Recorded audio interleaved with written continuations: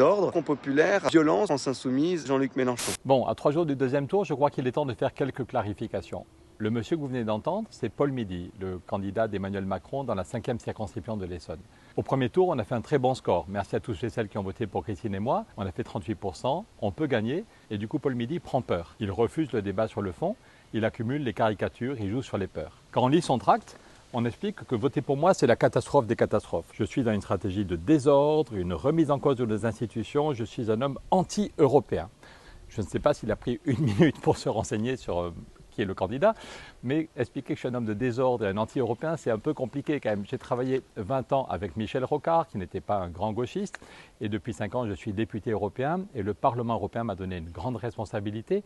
J'étais le rapporteur général du budget en 2021. Rapporteur général, c'est moi qui ai négocié tout le budget de l'Europe, 160 milliards, avec l'équipe d'Angela Merkel. Donc expliquer que je suis un anti-européen, un fouteur de bazar, un homme de désordre, c'est difficile d'argumenter.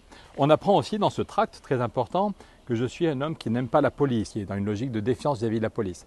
C'est bizarre parce que si on lit au contraire notre tract, on veut rétablir la police de proximité que Nicolas Sarkozy avait détruite. On veut des gardiens de la paix, des policiers plus nombreux, avec plus de moyens et mieux formés. On apprend aussi, tenez-vous bien, que si on vote pour moi, il n'y aura aucun moyen supplémentaire pour la recherche. Là aussi, on a du mal à ne pas rigoler. Il y a quelques jours, il y avait une centaine de chercheurs et chercheuses à Saclay qui étaient là pour dialoguer avec nous. Et depuis 2 jours, il y a une pétition qui a été lancée par des chercheurs et des chercheuses pour nous soutenir dans cette circonscription, pour dire entre Paul Midi et Pierre Larouturou, on vote à coup sûr pour Pierre Larouturou et pour Christine, sa suppléante. Donc oui, on veut donner plus de moyens à la police, à la justice, aux hôpitaux, à la recherche, et on sait comment on le finance.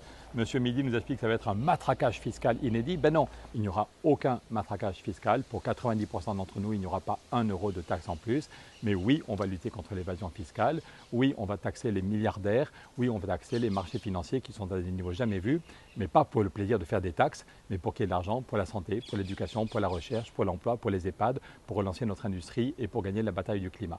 Pour faire oublier ce bilan catastrophique, les proches d'Emmanuel Macron jouent sur les peurs, inventent des caricatures, mais personne n'est dupe. La ficelle, elle est grosse. Tout le monde sait très bien que Jean-Luc Mélenchon ne sera pas Premier ministre. Donc il faut arrêter de raconter n'importe quoi sur ce sujet. Arrêtons les mensonges, arrêtons de jouer sur les peurs.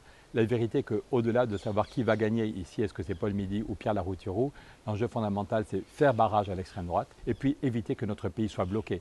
Et donc aujourd'hui, voter pour un député macroniste, ça n'a aucune utilité, parce qu'on sait très bien qu'Emmanuel Macron n'aura pas de majorité.